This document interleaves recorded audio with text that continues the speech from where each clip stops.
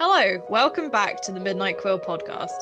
In our third episode of this series, we're talking about social media book marketing. I'm one of your hosts, Tegan, also known as TC Emrys. I'm a writer, professional ghostwriter, and fiction editor. My debut short story collection, The Weight of Rain, was released last year.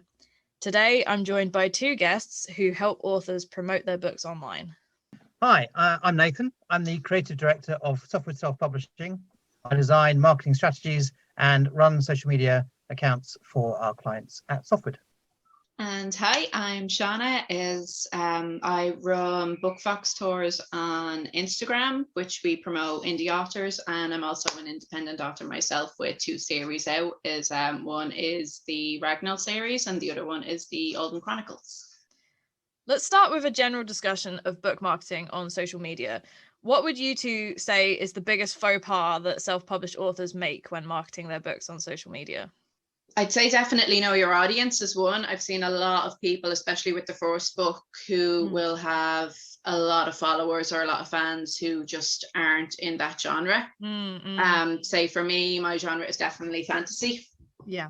And if I have a lot of romance or people who prefer like World War II kind of books, historical fiction, that sort of thing, it doesn't matter how much I'm going to market it, I'm targeting the wrong audience. So yeah, definitely pick your audience. I think the only other thing that I can say is it doesn't matter how much you market your book.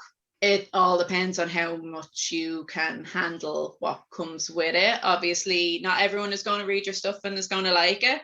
Yeah. But at the same time, if you take it very personal and start blasting your readers out of it on Instagram or on Twitter, it's not going to look good for you, and people are going to be turned off your own brand then. So yeah. Absolutely. I just had a guest blog post written by Roxana C. Revel, who's another self-published author, about the review swap. Have any of you taken part in a review? I've done a couple, but she was she was writing about the sort of the trappings of giving inauthentic reviews to other self-published authors, because some self-published authors really can't take an honest review. Even if it's not a nasty review, I see some people who get 3 stars, for example, and get really upset about it and blast their readers. And like you say, Shauna, like that's a terrible idea. Just don't engage with reviews that you're not happy with. Yeah, that's good advice. What about you, Nathan? What's the biggest faux pas?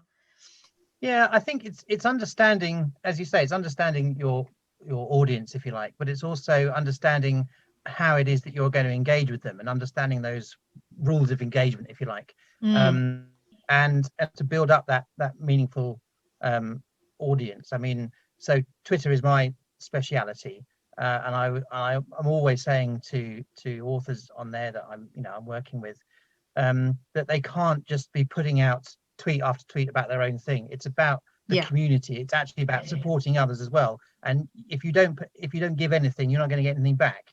And people are going to get very bored if you just put tweet after tweet after tweet. So it's understanding those rules of engagement, I guess. I completely agree with that. And one of the things that I see authors doing is advertising their books to other authors instead of finding a reader niche. On Twitter, but especially on Facebook, there are a lot of Facebook groups called Promote Your Book, or writers sell your book here, or whatever. And what self-published authors, especially debut self-published authors, don't seem to realize is that they are then just promoting their book to other debut self-published authors who probably either don't have the money or the interest in buying your book. They're just trying to sell their book. Yeah. So one of my clients has just published last week, in fact, his first children's book. So we've been going through and developing a strategy that actually is targeting librarians, teachers, people who in their profile biog state they have an interest in children's literature, and try and build those up as interested followers and engage with them and tweeting them directly. So let's talk about authenticity. I was listening to another writing podcast the other day called The Six Figure Authors. I don't know if you've seen that. One of the hosts said that they think showing snippets of the author's real life on social media creates a greater bond with the readership. Do you think that authors need to show parts of their real life on their social media to create that bond? Definitely.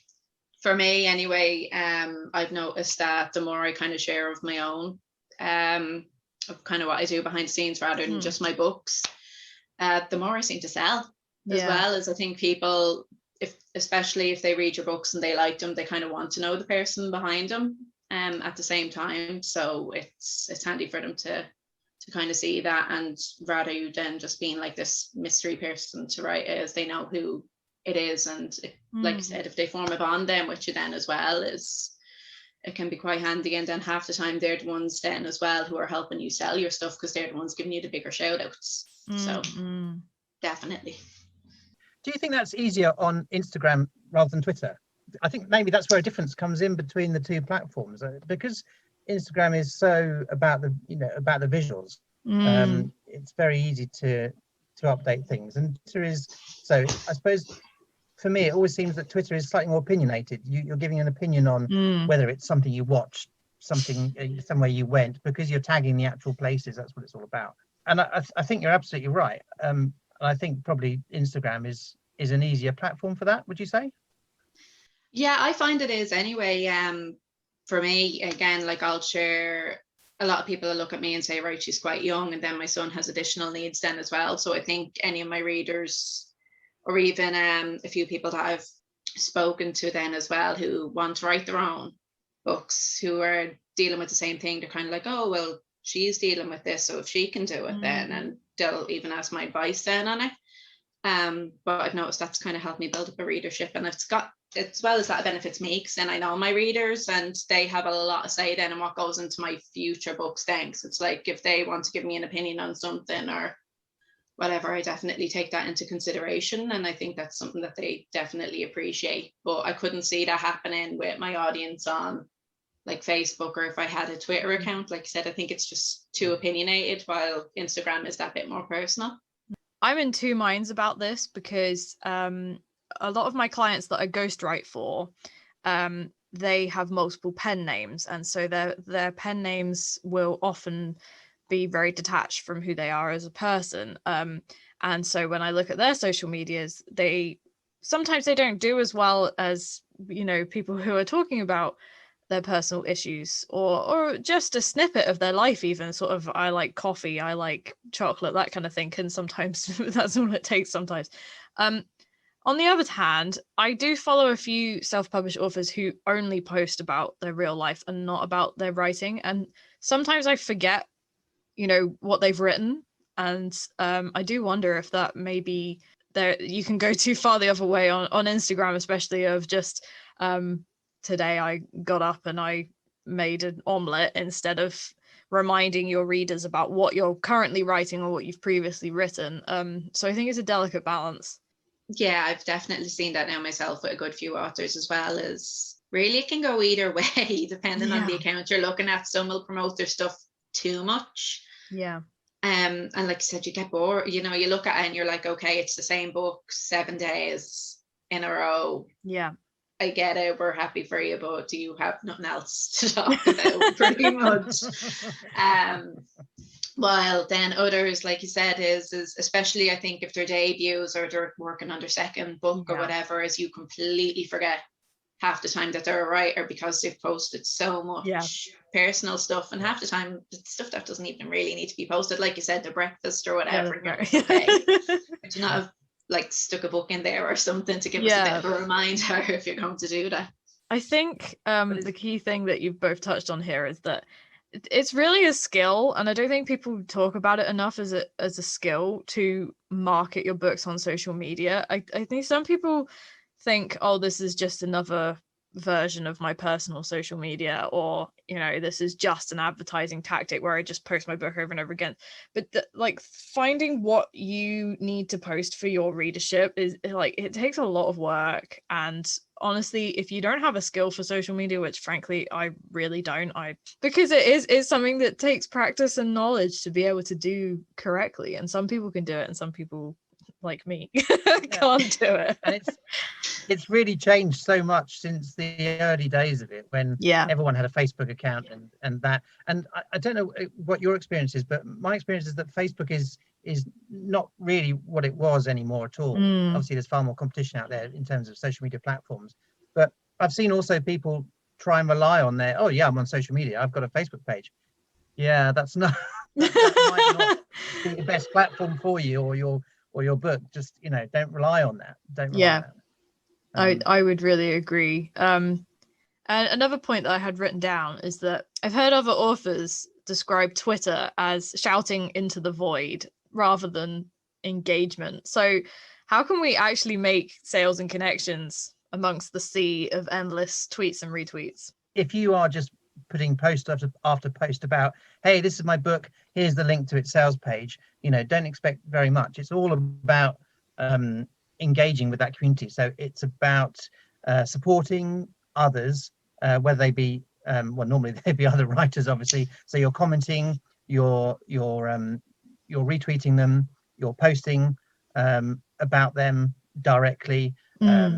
You're promoting yourself, obviously, so you do have your own tweets and using hashtags, but also, you're following people back who have followed you. And I find actually searching hashtags or phrases really helps me find a particular audience as well. Wednesday, for some reason, Wednesday and Friday mornings, sort of late morning time, is a peak time for creative engagement, apparently, on Twitter. Oh, interesting. But then that said, I've been experimenting over time about when to post, and particularly which hashtags are also relevant, time relevant. So I had an example this morning. So I had scheduled a tweet for a client for 9 o'clock this morning. So 9 o'clock now. Have I got this right? So Americans asleep. Hang on, they're 5 hours behind us. Or 8 hours if they're in California. Yeah. Oh yeah, there's multiple time zones. They may well be asleep. Some may be awake. Some whatever. Depends. So I did a tweet for him using the hashtag shameless self-promo Saturday, which is this one that seems to have gained a lot of relevance recently. So, well, it's finding that sweet spot. It's I think his algorithms are also quite good for him. Somebody said that the previous advice with Instagram is that you should use all 30 hashtags that you're given, and be selective, obviously, with the ones you choose and test them all out. And then I saw someone saying that apparently in recent weeks, Instagram is favoring 5 hashtag posts at the moment. Yeah, but they can't always be the same one. What you is can't that? put down, say one of them would be like a book addict. If you use that on too many posts, right, it stops working. So a few of us have noticed that you have to keep changing them depending on what you are. So it's so really weird. So is that something that Instagram has done consciously, or is that? I'm assuming it's like the same way that they keep changing their algorithm, but they're just making it more difficult to try and get engagement for the rest of us. But yeah.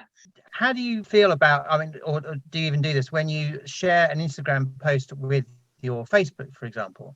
Because I like the idea that it can do that, but when you're using all those hashtags, it doesn't look quite so good on Facebook, does it? That's one thing. I think you have to pick and choose with them as well. Yeah, you do. Yeah, I don't use that function, not just for that reason, but because I think they're totally different places, they're totally different platforms, and something that I post on my Instagram isn't going to interest my Facebook followers at all, to be honest. I did dabble with it a while ago, of sort of like letting everything go in both places, and I just found that nobody would engage on Facebook at all if it was an Instagram post, probably because they're thinking, oh, she's just posted this because she can post it to both places. It wasn't specially designed. I think as well as that, though, is I've seen a few people saying, especially if they're following you on both platforms, that they're just seeing the same post on both. So what's the point of following you on both in that kind of sense as well? That's true. That's a good point, actually. Yeah, why would they bother following you just to get and the to same agree if they're picture. just getting the same thing across the entire platform. So I think depending on where you are, whether it's Twitter, Facebook, Instagram, all three, you definitely need to kind of change it up between them, Mix because it up. So let's change topic a little bit and talk about virtual book tours. I think a lot of self-published authors don't actually know about virtual book tours. I just wanted to give our listeners a little bit of information about this. A virtual book tour is usually done just after release, but it can be done at any time, and features some combination of social media shout out, review, and giveaway normally. They can feature on social media pages, blogs, or even YouTube channels. How can self-published authors get the most out of their virtual book tours? from running a book tour myself, it definitely does help. Having said that, we run that now on Instagram, so it really depends on engagement and what the audience is looking for. You could have an amazing book out there and you can put it up and do everything right, and you still mightn't get the hits for that you really want to get in. Yeah. Having said that, now the book tour that we run is practically free. All we ask is just a copy of the author's work down as well for us to read and review it for them as well. But I know other book tours, they charge a small fortune just to promote you. And in all fairness, they're not doing anything different than what we're doing. You know, they're like literally, I've seen them wanting like 75 quid for a book blitz, which is literally just putting a couple of pictures up of your book. Yeah. So you could ask a couple of your followers to do that, you know, that way. So, and like €150 for a book tour then as well, when in real, like, you're just paying people to review you, and half the time you're going to get shredded depending on the person doing it. So why would you pay to get roasted? I'd rather find reviewers myself and do it free, or again with through the book tour then as well. If you're not paying out the nose for it, at least you know that they're doing it. You're going to get decent reviews in, and it's not just all about the money, because I think that's where so many of them flop, is they're more about the money than actually helping the author. Yeah, that's a really interesting point, actually, because I've done both. So when I first released The Weight of Rain, I contacted about 20 bookstagrammers, and I just said, you know, if you could help me out with reviewing it or posting a picture on release day or that kind of thing, I'd really appreciate it, and I'll give you a free copy. And about 10 of them actually did do that, and I've had reviews and help on Instagram from those people. I've also done your free book tour, which was amazing. Thank you so much. But there aren't that many of you and Janine. Like, there aren't that many people like you guys who are sort of running a whole book tour free. I think you're really generous, and you obviously do it because you know what it's like to be a self-published author, and like you need that boost. I did use a paid company as well, and actually they were fantastic. And I would say it was my most successful Instagram marketing tactic, if you want to call it a tactic. They're called Empire Book Tours, and they were nowhere near as expensive as like some, like you say, some of the ones who are out there, but obviously it does cost money. And honestly, I've been really pleased with how it went, and the amount of sales that I got, the amount of reviews I got, that kind of thing. But I think you're right, you have to be really selective, and it was from speaking to them personally that I kind of got the sense that they were doing it for the right reasons. It wasn't just a cash grab. They were looking to connect people with bookstagrammers, and sort of speaking to the bookstagrammers who were working with them as well. I realized that they were doing it for the right reasons. But there are so many book tour companies out there who are charging so much money, like hundreds of pounds for book tours and blog tours, and they might find you a bookstagrammer with 100 followers who, you know, isn't going to advertise the book. Yeah. And so I think my advice would be just really speak to the people and get a good sense for who they are and why they're doing it, and also who they're working with, like the bookstagrammers that they're working with. Are the bookstagrammers they're working with interested in reading your book is one big thing, because if they're just doing it to get any random free book, they're probably not going to enjoy your book. And there are a lot of those as well, unfortunately. Right? Yeah, but like you say, you can do it for free. You just have to be a bit gutsy and message a few people and be polite about it. Don't sort of be like, read my book for free or else, you got to be polite and say like, I'd be really appreciative if you could help me out. And if you don't want to do it, then I completely understand, like. Yeah, it's not taking offense if someone's not interested in it, because Exactly. I've had a few people who just pretty much know not really to ask me, and it's not that I'm going to be rude about it. Yeah. But if they write something that I have absolutely no interest in, I'm going to struggle with it. And like at the same time, I wouldn't like I'd shred someone and give them a terrible review, but I'm definitely not the audience for that kind. But I'll find someone else who I know likes that genre instead. And it's one thing me and Janine do with the Book Fox tours is we tend to, if it's a genre one of us prefers over the other, that one reads it, reviews it properly. I think that when you're approaching these people to ask for their help, you have to detach yourself a little bit from the like personal aspect of it being your own book. And I got quite a few rejections. Try not to take it so personally, because when they reply and say, oh, it doesn't sound like my kind of thing, they're not saying, oh, it sounds like a shit book and I think you're terrible. They're just not interested, and their time is valuable, so you can't get upset with them for not wanting to do that. It's moving slightly away from book tours, but in a similar book promotion kind of vein. How far outside the box do self-published authors take it sometimes? I've been discussing a strategy with another client this week about hiding some physical copies of books and leading a trail on social media, so a hashtag that people can follow with, whether it be clues, the promise of merchandise, or a signed copy, or something that they can follow on social media. And it seems I know in a few instances where it's worked really well, but I just wonder if anybody else has done that.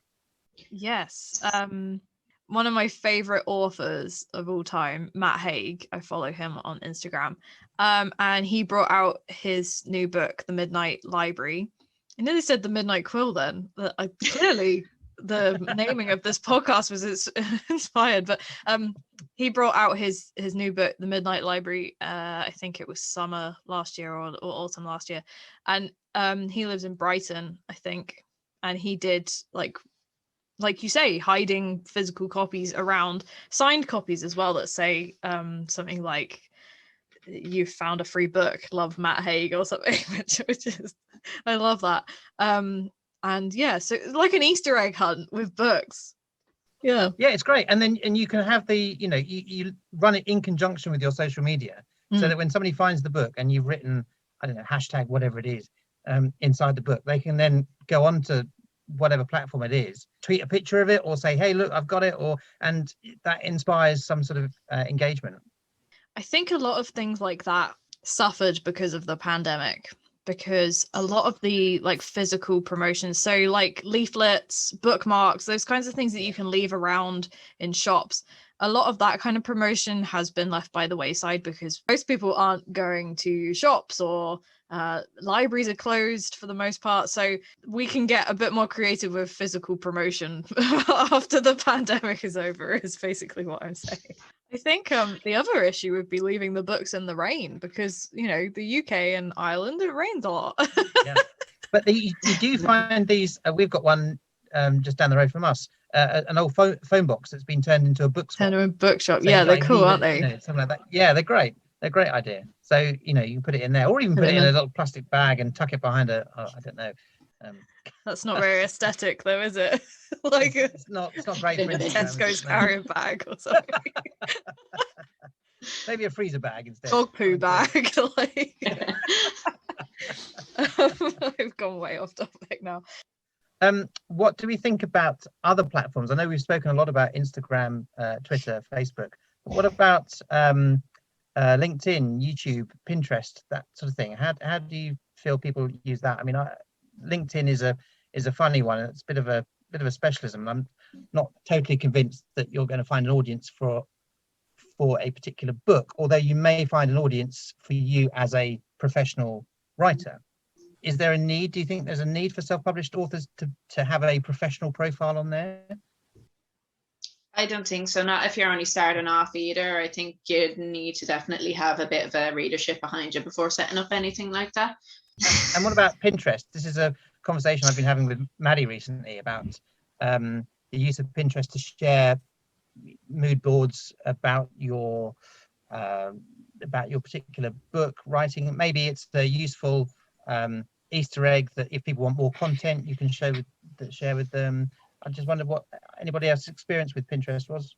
It's definitely a thing that authors do. Like you say, mood boards, especially sort of pinning pictures that you think fit the aesthetic of your book. But so I used Pinterest when I used to run a blog a few years ago. People don't really seem to care who made the Pinterest, if that makes any sense, because they don't see the mood board come up and be like, oh, who's that person who made the mood board? They're just like, oh, pretty mood board. Yeah, that's it. Like they don't really go any further than that. And what about YouTube? I mean, that's quite useful, I think, if people want to post a video of them talking about the book, maybe reading a bit from their book. It's also, I don't think I've really understood quite the significance, because YouTube is owned by Google. It's actually they give preference to any searches that people might make on Google to video or something as a branch of Google. So people are going to Google your name, and you've got a video of yourself reading it or promoting it some way on YouTube, then that's going to come up.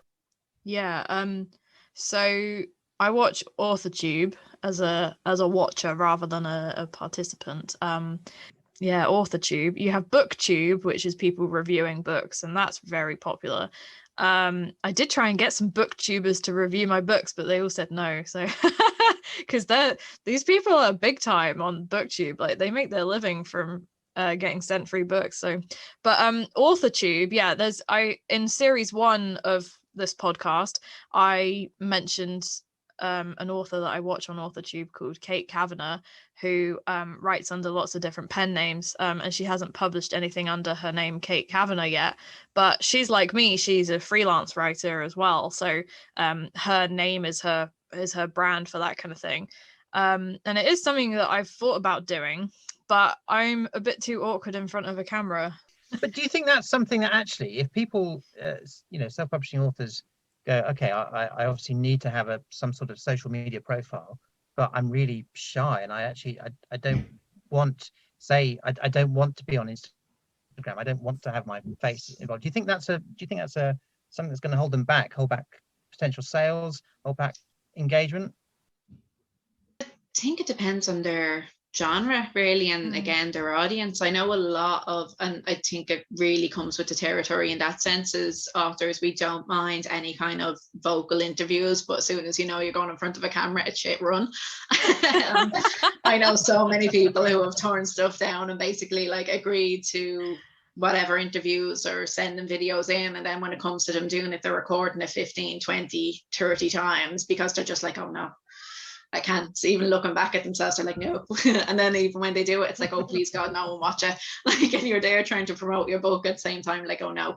So I think we're a bunch of introverts, really. So for us, I don't necessarily see YouTube being big, unless like you're very confident, or again, unless that's what your audience wants. But I think for the most part of us, it's just quick snippets, really, like Instagram, like tweets. Like we're good with keyboards, so not necessarily with. That's what I was going to say. Like you have to remember that we're good at the written words, not the spoken words normally. So when I'm offered written interviews, I'm like, oh yes, I can edit it and make myself sound like I know what I'm talking about. But when it comes to spoken interviews, no thanks. It's neat, you get two completely different people. Yeah. One thing that I have seen self-published authors using YouTube for is like book trailers and that kind of thing, which obviously are professionally made and don't feature their faces. So but yeah, so if you can afford to get a fancy book trailer made, then make a YouTube channel and you might get a bit of a stir on there. So Shauna, I think you mentioned how genre really changes how you present yourself on social media. And I was just going to say, how can our listeners change their social media posts dependent on their genre? Do you have any particular tips for any particular genres, I suppose? Well, for me is, and to be honest, I think it's with an awful lot of authors as well, you read more of the genre that you write. Obviously, you need, like, to be a good writer, you're going to need to read. But I definitely think is, if you're reading, say, fantasy like me, if you put up a lot of fantasy books, it doesn't necessarily have to be your books. It's still kind of in that same genre, so people kind of know whereabouts they stand.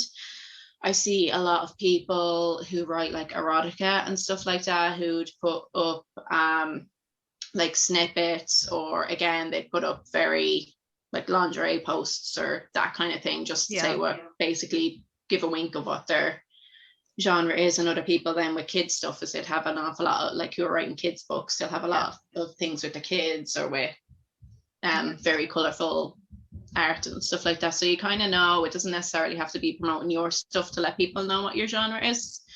I think once you find something in that kind of similar thing, you can still use that to promote it. If you're posting that along with your books, like, people can relate to that, and I think it's like, oh well, that author likes blah blah blah, I like this, you know, that kind of way. So people tend to go more to people who like the same sort of stuff as them, so it can help build up your readership that way as well. Yeah, I think that's a really good point. I think especially Bookstagram, like, if you can find the right hashtags for like authors that you like and genre that you like, you can sort of post a picture. Like, I post a lot of Matt Haig. I don't know if my readers like Matt Haig or not, but like that's what I very enjoy. big at the moment, so he's big, exactly. And it's a similar genre to The Weight of Rain. So if you could give a debut self-published author one tip about marketing on social media, what would it be? I would suggest that they plan ahead. I think the most successful strategies are when actually a self-published author has actually taken time to build up an audience before the book is released, way before the book is released. Yeah. And so you're drip feeding your progress to, if you like, to your audience, and building up excitement, building up that that idea of, you know, towards the release date, building up the anticipation, building the anticipation towards the release date. Yeah. And I think that's the most important thing you can do, actually. And running countdowns, or it's just about building up your audience before anything is released. Don't suddenly go, right, I've written my book, now I'm going to market it on social media. If you have pre-orders in place, doing that, like hyping up to the day when you're actually going to get the book, is a really big deal. Yeah. Once you have that date, and once it's kind of getting close to it, is I tend to put it up in my stories as if put the page numbers like 1 to, I think it's like 390 for Reaper at the moment.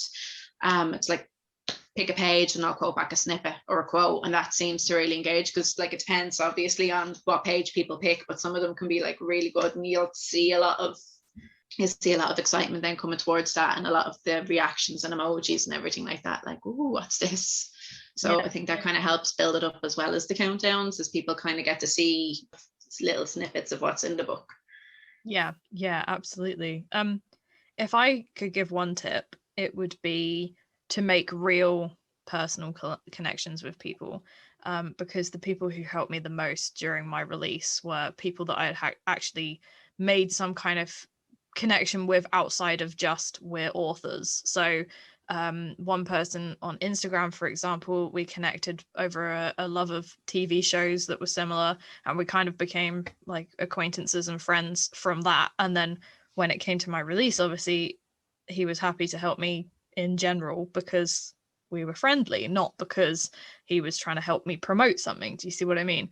And I think that that's something that a lot of debut self-published authors are scared to do. They want to look at it as a just a business thing and not a personal thing. And sometimes you do have to make a personal connection to make a business connection.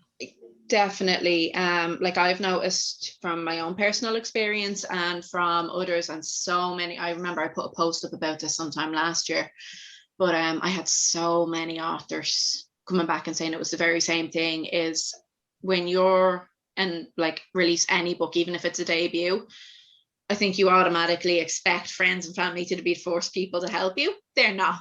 No. 9 out of 10 times they are the last people to jump. I've still got sisters who haven't read one of my books. Like I've one who read some, and the other two, it's just like, oh, I'm not a big bookworm. What's that in your hand?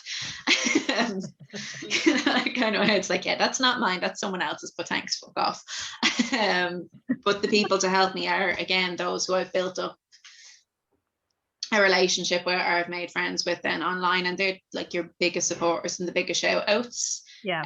And they're also your loyal readers then as well, if they like what you do, because I've got some of them who've been with me since my first book, who've read everything, like all 5 books at this rate, and they better read for me then as well. So them connections are definitely important, because you cannot rely on the people closest to you, because they just expect free books and handouts, and half the time they won't even review them for you even. Absolutely. I think you've touched on something really important there about I say beta readers, so I'm going to say beta readers, but I think you said better. Beta, yeah.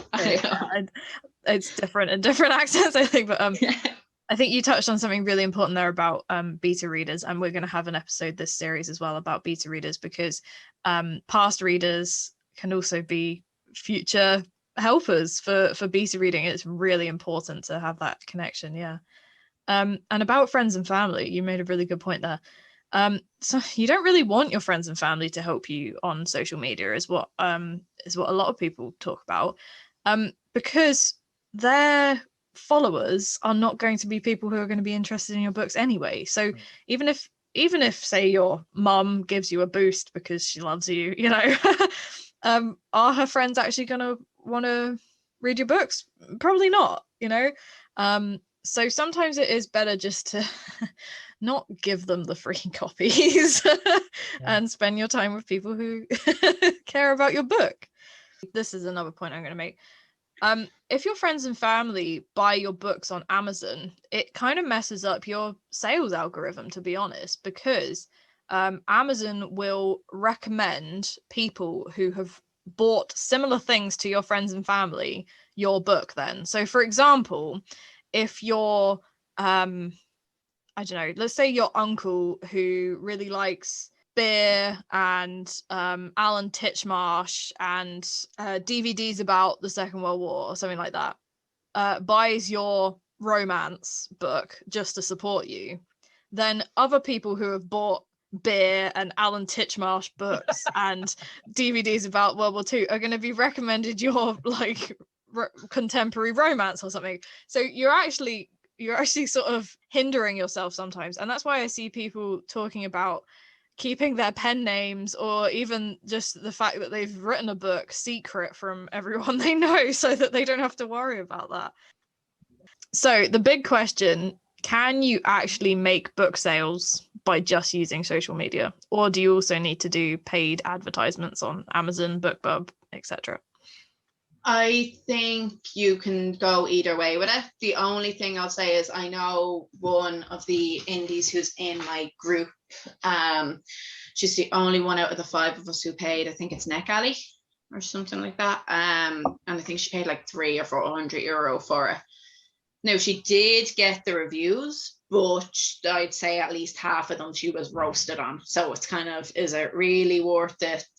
Oh dear. To pay like €400 to get abused, pretty much.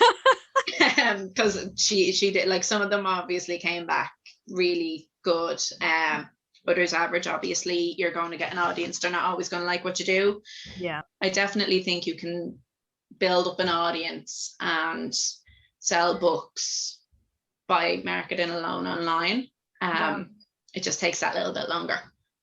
Yeah, I agree. And if you were thinking, for example, of putting an advert up on Facebook and thinking you were going to get sales as a result of that, again, I think that's not a strategy to be relied on, because it's all about engagement, as we've been talking about, engaging with an audience, developing that audience, and that's where you're more likely to find success, as opposed to putting out an advert to something like Facebook and expecting sales.